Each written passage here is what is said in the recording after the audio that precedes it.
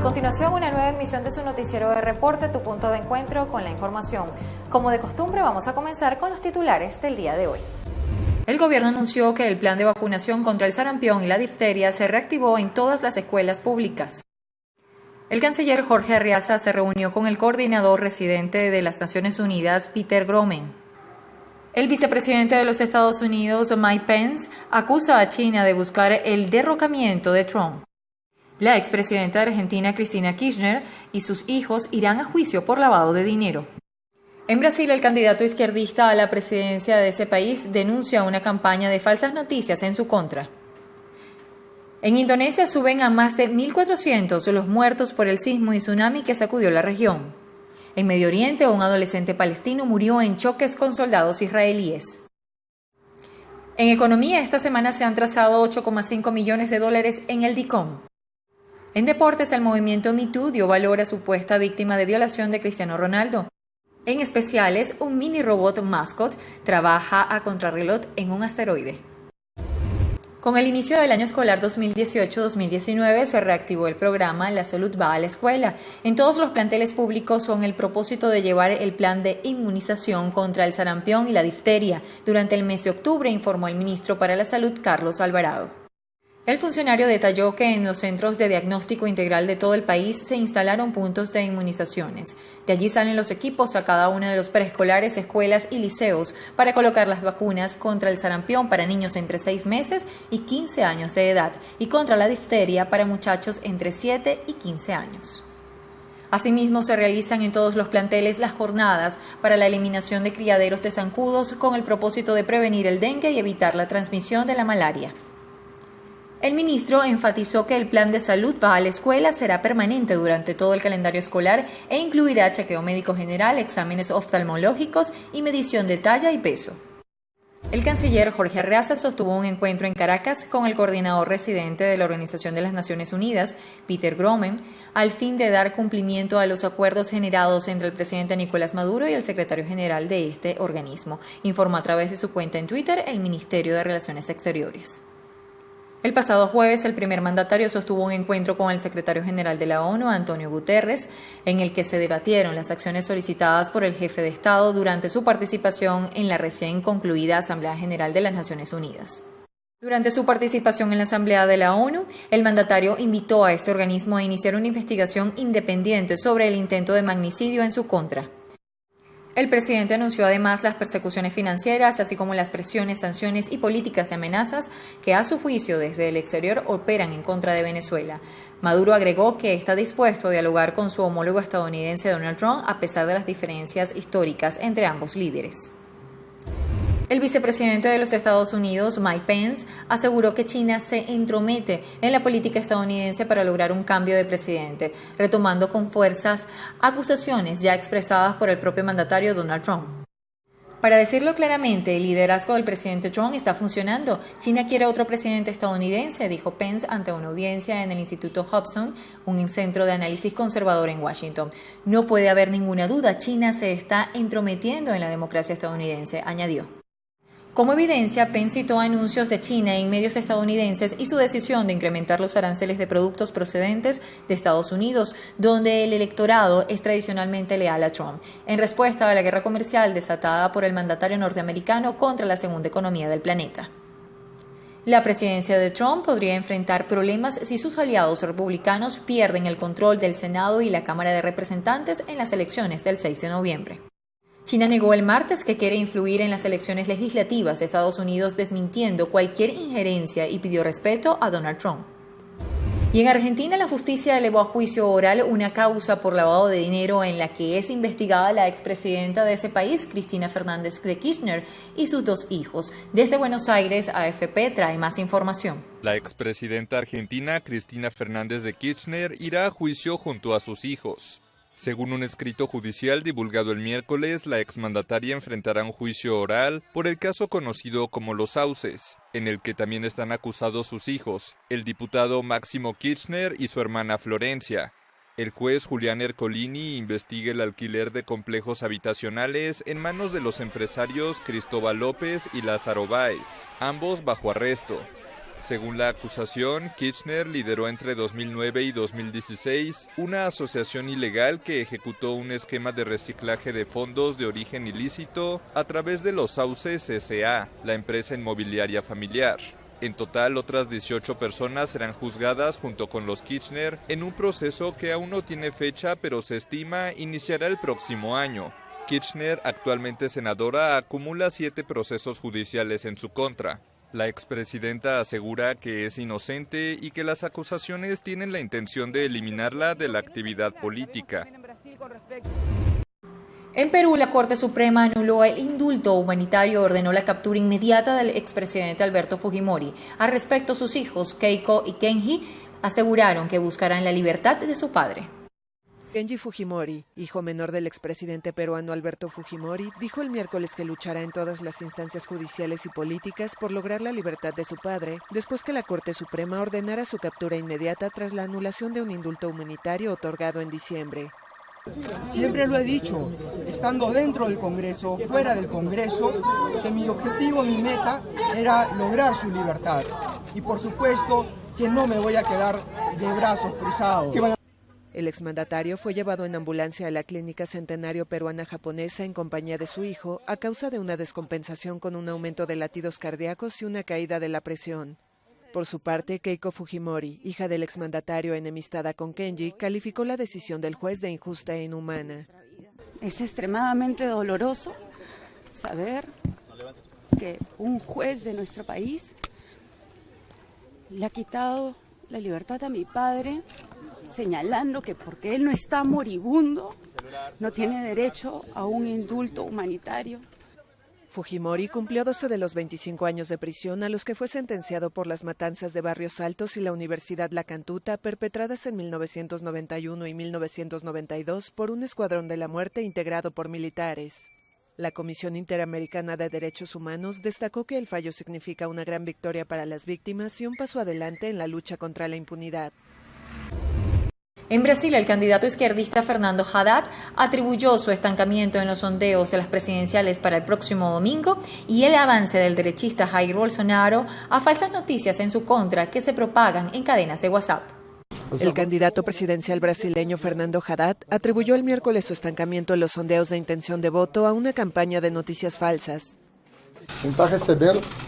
Severos mensajes, estimados en 1 millón de mensajes, fueron enviados con contenidos ofensivos en uno u otro portal. Algunos de esos mensajes ya fueron publicados en uno u otro portal como fake news.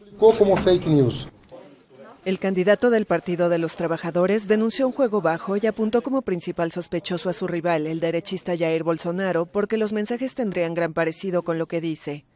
Citó ejemplos como persecución de iglesias evangélicas, confiscación de ahorros o apropiación de niños por el Estado. Creemos que esos mensajes de WhatsApp están haciendo una pequeña diferencia. Hablamos de millones de mensajes que se están enviando con mujeres desnudas, niños abusados, cosas grotescas como esa. Cosas gritantes mesmo. Haddad anunció una línea telefónica para recibir denuncias. Según el sitio de campaña del partido, se contabilizaron más de 5.000 reportes en las primeras 12 horas. Desde hace una semana, el izquierdista tiene 21% de intenciones de voto, en tanto que Bolsonaro subió de 28 a 32%, según una encuesta de Datafolia divulgada el martes. Mientras en Londres, la primera ministra británica Theresa May llamó a su partido a permanecer unido en un momento en el que las negociaciones por el Brexit entran en su fase más dura. La primera ministra británica Theresa May pidió unidad a su partido el miércoles en un momento en que las negociaciones del Brexit entran en lo que llamó la fase más dura. En Birmingham, la jefa del gobierno británico bailó al son del éxito Dancing Queen de ABBA, momentos antes de ofrecer su discurso en el Congreso de los Conservadores. May ironizó así sobre las burlas que sufrió cuando bailó durante un viaje reciente a África. Los que sí respetamos el resultado, sin importar en qué lado de la pregunta nos encontrábamos hace 2 años, debemos unirnos ahora. Si no lo hacemos y vamos en diferentes direcciones en búsqueda de nuestras propias visiones por el Brexit perfecto, nos arriesgamos a quedarnos sin ningún Brexit en absoluto. A pesar del actual estancamiento de la negociación entre Londres y Bruselas, May aseguró que en su propuesta para retirar al Reino Unido de la Unión Europea, manteniendo una estrecha relación comercial, prevalecerá el interés nacional. Su llamado Plan de Chequers prevé que Reino Unido conserve las reglas europeas relativas a los bienes industriales y los productos agrícolas para permitir su fácil circulación, pero poniendo fin al libre tránsito de personas y a la jurisdicción de la Corte Europea de Justicia. El plan fue rechazado por los líderes europeos, quienes pidieron a May revisar su propuesta antes del próximo Consejo Europeo del 18 y 19 de octubre.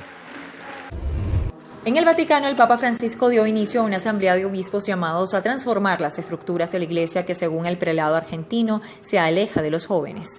El Papa Francisco hizo un llamado el miércoles a transformar las estructuras de la Iglesia en relación con los jóvenes, al inaugurar un sínodo o asamblea de obispos que está dedicado a la juventud.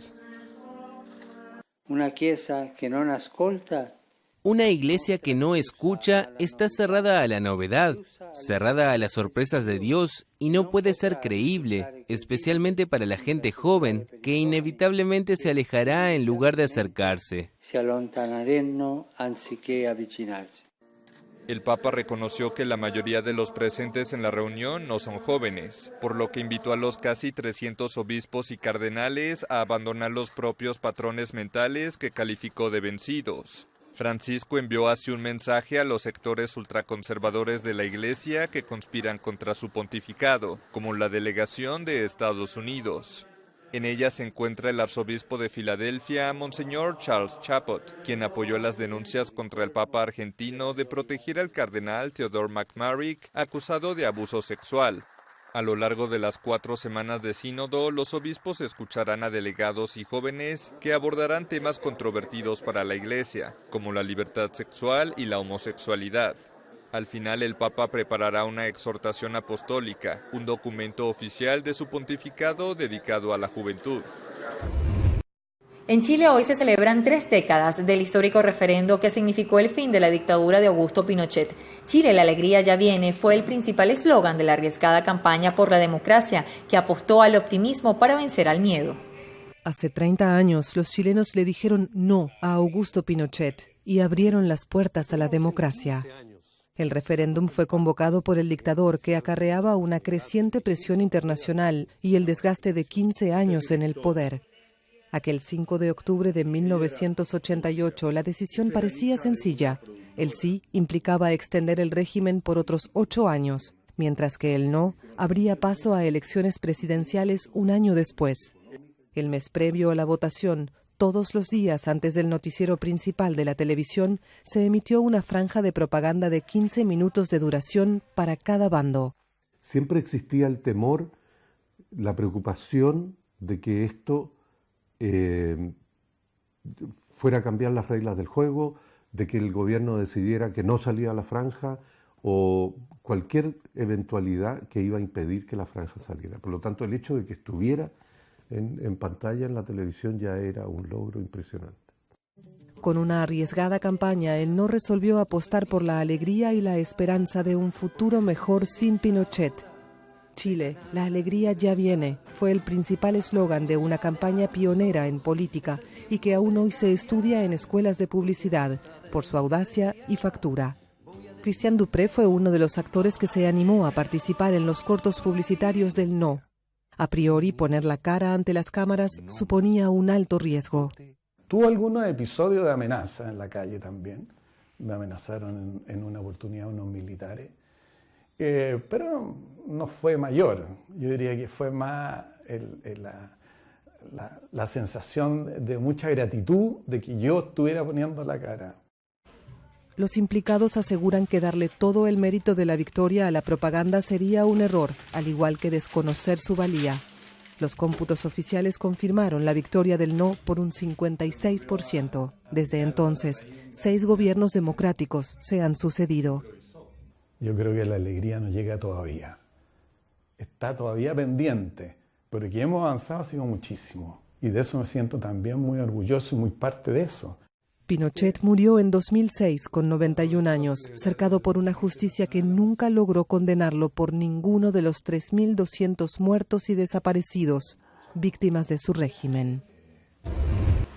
Nos trasladamos al continente asiático, donde la cifra de muertos por el sismo y el tsunami que azotaron la isla indonesia de Celebes se elevó a más de 1.400 personas. Las autoridades indonesias informaron el miércoles que el balance de muertos por el sismo y tsunami ocurrido en la isla de Celebes ascendía a 1.407 personas. La posibilidad de encontrar supervivientes disminuye. Se determinó que la búsqueda continuará hasta el viernes, cuando se cumple una semana de la catástrofe. Cerca de 200.000 personas necesitan ayuda humanitaria urgente, incluyendo decenas de miles de niños, según la Oficina de Coordinación de Asuntos Humanitarios de la ONU. En Ginebra, Naciones Unidas mostró su frustración en cuanto a la lentitud de respuesta de la ayuda. Los supervivientes luchan contra el hambre y la sed por la falta de agua potable y de alimentos, mientras que las autoridades están desbordadas por el gran número de heridos. Después de 3 días de saqueos, los soldados recibieron órdenes de disparar si es necesario. Los 2 primeros días entendimos por qué saqueaban. Pero al tercer día comenzaron a robar cosas como equipos electrónicos. No tenían intenciones de buscar algo para comer. Esos eran crímenes. En Palu, la policía efectuó disparos de advertencia y lanzó gases lacrimógenos para dispersar a la gente que saqueaba comercios. Se calcula que 66.000 viviendas fueron derruidas el viernes por el temblor de magnitud 7,5 y el tsunami que desató. Y vamos al Medio Oriente, donde un adolescente palestino murió en la Franja de Gaza durante manifestaciones y enfrentamientos con soldados israelíes. Un adolescente palestino murió el miércoles en enfrentamientos con soldados israelíes en la Franja de Gaza cerca de Fres, único punto de paso para personas en la frontera. Una herida en la cabeza causada por un bote de gas lacrimógeno disparado por soldados sería la causa del fallecimiento del joven de 15 años, según el Ministerio de Salud gazatí. El ejército israelí no respondió en lo inmediato a los requerimientos de la AFP. Desde el 30 de marzo, el enclave controlado por el movimiento islamista Hamas vive constantes movilizaciones contra el bloqueo impuesto durante más de una década por Israel. Las manifestaciones, a menudo violentas, también exigen el regreso de los palestinos expulsados o que huyeron cuando se creó Israel en 1948. Al menos 195 palestinos han muerto a causa de disparos de militares desde la valla fronteriza. En tanto, un soldado israelí fue abatido. En materia económica, el ministro de Finanzas, Simón Serpa, informó que esta semana se han trazado en el nuevo sistema de divisas DICOM 8.5 millones de dólares. El ministro resaltó que en las aperturas de la semana pasada se negociaron casi 12 millones de dólares. El volumen de divisas trazadas en el mercado cambiario es una señal de confianza muy importante. Paso a paso vamos cerrando camino al dólar criminal y abriendo espacio a una economía sana que nos devuelva la cotidianidad arrebatada por la guerra económica, enfatizó. Serpa resaltó además que el sistema cambiario es una plataforma amplia, abierta, transparente y legal dentro del plan económico propuesto por el presidente de la República, Nicolás Maduro. Y en los deportes arrancan las series divisionales de las Grandes Ligas, primer eslabón para conocer a los equipos que se disputarán en la Serie Mundial. Y con ello se inicia en Venezuela la carrera de los Grandes Ligas criollos por hacerse del galardón más importante de nuestro país, el Premio Luis Aparicio. El premio que honra al único venezolano elevado al Salón de la Fama de las Grandes Ligas arriba a su 15º aniversario. La estatuilla, que celebra la trayectoria de don Luis Aparicio Montiel, cuenta con el aval de Major League Baseball. Para este año la competencia es reñida. Nombres ya recurrentes como el de José Altuve, multiganador del premio, se mezclan con los de Jesús Aguilar, Eugenio Suárez, así como los lanzadores Carlos Carrasco y Germán Márquez.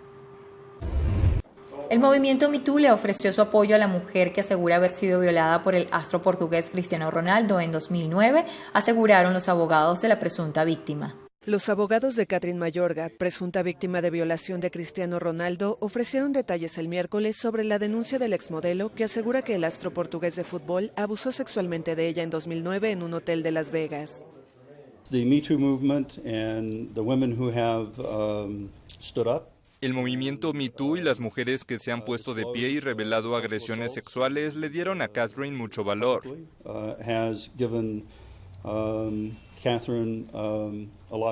Y le ha permitido presentar esta denuncia. Los abogados de Mayorga explicaron que obtuvieron documentos a través del sitio Football Leaks en los que el jugador discutía con su equipo la negociación con su supuesta víctima para llegar a un acuerdo de confidencialidad que incluyó $375,000. Ronaldo negó en Twitter las acusaciones y aseguró que su conciencia está limpia. Un portavoz de la policía de Las Vegas que reabrió la investigación dijo que en 2009 Mayorga identificó a su agresor solo como un jugador de fútbol y que la averiguación terminó porque la víctima se mostró poco cooperativa. Los abogados aseguran que la mujer sí dio el nombre de su agresor y que uno de los oficiales le advirtió que sería objeto de humillación pública y que Ronaldo la tacharía de extorsionadora. Los abogados indicaron que la mujer sufre de estrés postraumático y depresión mayor. La mediación, que terminó en la firma del acuerdo, que no tiene el nombre ni la firma de Ronaldo, es nula y sin efecto porque ella carecía de la capacidad mental para participar en las negociaciones, según argumentan. Y en especiales les contamos que el mini robot espacial franco-alemán Mascot aterrizó a un asteroide donde trabajaba en un análisis de su suelo con la intención de comprender mejor la formación del sistema solar. Desde Japón nos llega más información. Las últimas horas del microrobot espacial Mascot.